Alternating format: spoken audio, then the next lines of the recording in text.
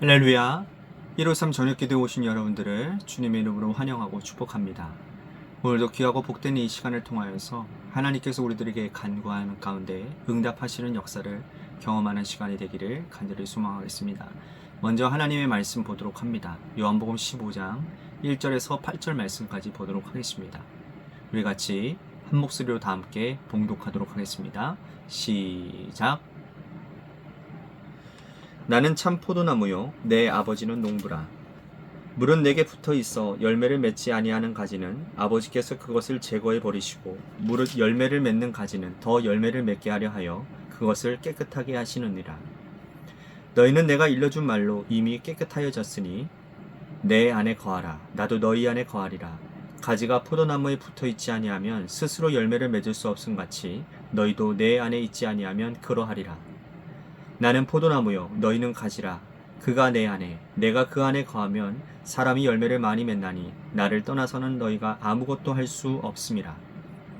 사람이 내 안에 거하지 아니하면 가지처럼 밖에 버려져 마르나니 사람들이 그것을 모아다가 불에 던져 사르느니라.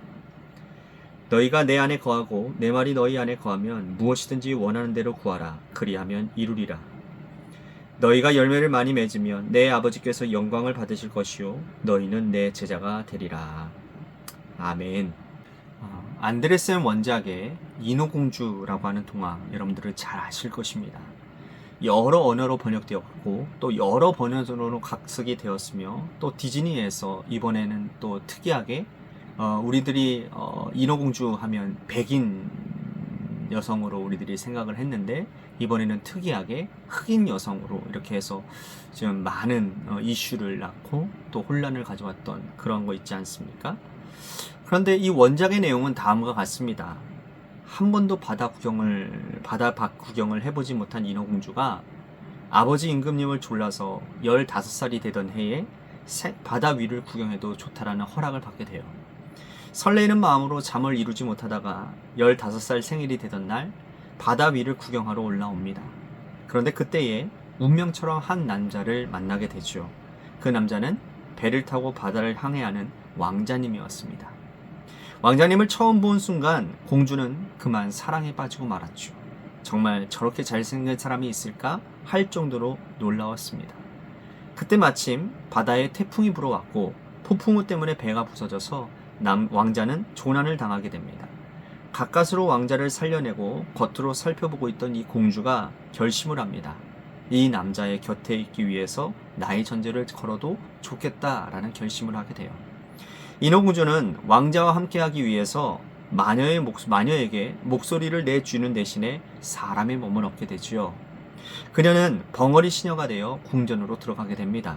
시녀가 되어도 벙어리가 되어도 이 왕자 곁에 있을 수만 있다면 그녀는 그것으로 족하다라고 생각했어요. 문제는 왕자는 이 벙어리 시녀가 자신을 구해준 사람인 줄을 꿈에도 모르고 있었다라는 거죠. 그리고 이웃나라 공주와 결혼해버리고 맙니다. 거기에 낙심하고 실망한 공주는 그만 바다에 몸을 던져 생명을 마감한다라는 그러한 슬픈 이야기가 바로 인어공주의 이야기예요. 아름다운 사랑의 이야기처럼 보이지만 자세히 살펴보면 이 삶의 자리를 떠난 자의 슬픔이고 또 가슴 아픈 비극이라고 말하는 것이죠. 공주는 바다에서 살도록 태어났기 때문에 바다에서 사는 것이 가장 행복하고 풍성한 삶이었습니다. 그것을 떠나는 순간 험난한 인생이 예고되어 있었다라는 거죠. 인간은 하나님 품 안에 있을 때에 풍성하게 살아가도록 하나님이 설계하셨습니다. 예수님께서 말씀하시기를 내가 이 땅에 온 것은 너희로 생명을 얻게 하려고 하고 풍성히 얻게 하려 함이라고 하지 않았습니까? 그러므로 우리 인간은 주님을 통해서만이 의미 있는 삶을 살고 있고 주님 안에서만 생명을 얻고 그 안에 있을 때 풍성한 삶을 누릴 수 있는 것입니다. 떠나면 미래와 앞날을 장담할 수 없는 거예요. 오늘 읽은 본문도 예수님과 주님을 따르는 자들의 관계를 이렇게 설명하고 있습니다. 포도원 농부는 하나님 아버지시고 주님은 포도나무가 되시고 주님을 따르는 우리는 가지가 된다라고 말씀을 하고 있습니다. 이 짧은 4절 말씀 한 절에 보면 우리는 두 가지 깊은 의미를 가지고 있다는 것을 알 수 있는데, 첫째는 가지는 스스로는 아무런 존재가 아니라는 뜻이에요. 여러분, 가지 스스로 무슨 가치가 있겠습니까? 가지는 나무로서만의 의미가 있는 것입니다. 포도나무 가지는 포도나무 전체의 의미에 있는 것이지, 포도나무 가지가 나는 스스로의 의미 있는 존재라고 생각하고 나무에서 떨어지는 순간 존재 가치가 없어져 버리는 거죠. 나무에서 떨어져 나가는 가지는 시간이 지나면 마를 것이고, 그 마른 것을 농부가 모아다가 불살라 버린다라는 거예요. 더 이상 그 이상 그 이하도 가치도 없는 존재가 바로 나무가지라는 거죠. 포도나무 가지가 의미 있기 위해서는 포도나무 곁에 붙어 있어야 된다는 거예요. 오늘 우리가 주님과 함께 존재할 때에 우리는 하나님의 피조물로서 의미 있는 존재가 된다는 뜻입니다. 우리 스스로 잘난 척하고 주님 없어도 잘 살 수 있다라고 생각하고 자존심 가지가 되신 주님에게서 떨어져 나가 버리면 그때부터 우리는 향방 없는 인생을 살아갈 수밖에 없는 겁니다. 그래서 나무 대신 주님께 붙어 있으면 우리의 인생은 주님이 책임져 주신다는 거예요. 다시 말씀드립니다. 나무 대신 주님께 우리가 붙어 있으면 우리의 인생은 주님이 책임져 주신다라는 거예요. 스스로 잘난 척하고 떨어져 나가 버리면 내가 내 인생을 책임져 버리게 됩니다. 그런데 가지는 힘이 없고 연약해서 스스로의 인생을 책임질 만한 능력이 있지 않아요. 가지가 왜 그러한 무모한 시도를 하는 것일까요? 스스로 잘난 척하고 나무에서 떨어져 나가려는 시도를 하는 것은 왜일까요? 스스로 착각하여 교만하기 때문입니다. 가지의 열매가 달리기 때문인 거예요. 가지의 열매가 달리면 내 것이라고 생각해요. 내가 잘해서 아름다운 열매가 주렁주렁 달리고 내가 맺은 열매라고 생각하기 때문에 나무에서 떨어져 나가 버리는 거죠. 그런데 떨어져 나가진 그 가지는 그때 깨닫게 되는 거예요. 나무에 붙어 있었기 때문에 열매를 맺을 수 있었고, 나무가 나에게 이러한 열매를 맺을 수 있게끔 영양분을 가져다 줬구나 라고 하는 것을 깨닫고 후회할 것입니다. 하지만 이미 그때는 늦은 거예요. 후회도 소용없습니다.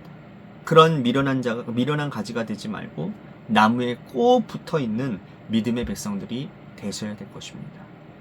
이 말씀이 우리들에게 주는 또 한 가지 의미는 가지가 열매를 맺기 위해서 스스로 할 일은 하나도 없다라는 거예요. 가지는 열매 맺기 위해 그저 나무에 붙어 있기만 하면 되는 겁니다. 나무에 붙어 있기만 하면 시간이 지나면 열매는 자연스럽게 맺어지게 될 거예요. 가지가 열매를 맺기 위해 발버둥 치고 애쓰고 노력할 이유 없이 그냥 붙어 있기만 하면 뿌리에서 줄기로, 줄기에서 가지로, 가지에서 열매로 양분이 섭취되어져서 자연스럽게 열매가 맺어지게 될 거라는 거죠. 가지는 붙어 있는 것 이외에는 할 수 있는 것이 아무것도 없습니다. 우리 인생이 열매를 맺기 위해서 발버둥 칠 이유가 없이 나무 되시는 주님께 붙어 있는 아름다운 가지가 되시기를 바랍니다. 주님의 은혜가 흘러나와서 우리는 많은 열매를 맺게 될 것이고, 그 열매는 하나님께 영광이 될 것이라는 거죠. 사랑하는 성도 여러분, 예수님은 열매의 본질이 무엇인지를 말씀하십니다. 8절 말씀 보십시오. 너희가 열매를 많이 맺으면 내 아버지께서 영광을 받을 것이요 너희는 내 제자가 되리라. 자, 열매의 본질이 무엇입니까? 주님이 말씀하시는 열매는 하나님 아버지께서 영광을 받으실 만한 거예요. 우리는 가끔 착각합니다. 내 인생의 가지에 돈이 많이 벌고 출세하고 명예도 가지고 자식을 자랑하는 열매를 맺고 싶어 하죠. 그런 열매가 맺혀지면 이것이 참된 열매라고 생각을 합니다. 하지만 하나님 기준에서 생각해 보십시오. 과연 여러분, 이것이 하나님의 기뻐하시는 열매가 될 것입니까? 여러분, 하나님의 영광 되어지는 열매가 될 것 같습니까? 비겁한 방법으로, 세속적인 방법으로 물질을 모았습니다. 하나님께서 그것을 영광 받으시겠습니까? 하나님께서 기뻐 받으실까요? 비겁한 방법으로 사람들을 짓밟으며 억눌러서 출세했습니다. 이것을 여러분, 하나님이 기뻐 받으시겠느냐? 여러분, 그리스도인들을 욕먹게 하고 하나님을 부끄럽게 하고 하나님을 비참하게 만드는 일이라는 거예요. 이거는 하나님께 영광이 되지 않는다라는 거예요. 우리 가지에 달리는 열매가 사람들에게도 기쁨이 되고 하나님에게도 영광이 되어지는지를 살펴봐야 됩니다. 하나님께 영광이 되는 열매, 그 열매만을 하나님은 기뻐 받으신다라는 거예요. 하나님께 영광이 되는 열매는 사람들에게도 아름답게 보일 것이고 주변 사람들과 타인들의 생명들을 살려내는 귀한 열매가 될 것이라는 거죠. 이 아름다운 열매를 맺기 위해서 우리가 주님께 꼭 붙어 있어서 주님이 주시는 말씀의 양분을 매일 받아 먹고 건강한 영혼을 가지는 믿음의 백성들이 다 되시기를 주님의 이름으로 간절히 축복하겠습니다. 오늘 말씀을 생각하면서 우리 같이 기도했으면 좋겠습니다. 가지가 나무에 붙어 있어서 좋은 열매를 가득 맺어 하나님께 영광이 되는 삶을 살겠습니다. 가지에 달리는 열매가 내 것이라고 생각하지 아니하고 하나님께 영광을 돌리겠습니다. 그러한 바람으로 우리 같이 말씀을 생각하며 기도했으면 좋겠습니다. 또 한 가지 우리 교회를 위해서 기도했으면 좋겠습니다. 하나님께서 세워주신 몸된 교회가 하나님의 뜻 가운데 온전히 바로 세워지는 교회가 되게 하시고, 또한 재개발 가운데 하나님 육적으로나 또한 우리 교회의 각 성도들 성전들이 세워지게 하여 주시고, 또한 새로운 성전 가운데서 하나님의 흥황케 되어지는 역사를 경험하는 기간이 되도록 인도해 달라고 우리 같이 기도했으면 좋겠습니다. 또한 육신의 질병으로 고통당하시는 분들을 위해서 기도했으면 좋겠습니다. 김호종 권사님을 위해서 기도해 주시고, 또한 유근혜 권사님 지금 다리가 아프셔서 병원에 다니신다고 하는데 우리 권사님을 위해서도 기도해 주시기를 바라겠습니다. 또한 정장미 집사님의 사후를 위해서도 기도해 주시기를 바라겠고요. 또한 우리 고3 수험생인 한유진 학생을 위해서 기도해 주시고, 마지막으로 여러분들의 삶의 자리와 여러분들의 자녀들을 위해서 기도하시다가 이 시간 돌아가시기를 바랍니다. 노래 끝날 때까지 합심하여 기도하도록 하겠습니다. 기도하시겠습니다.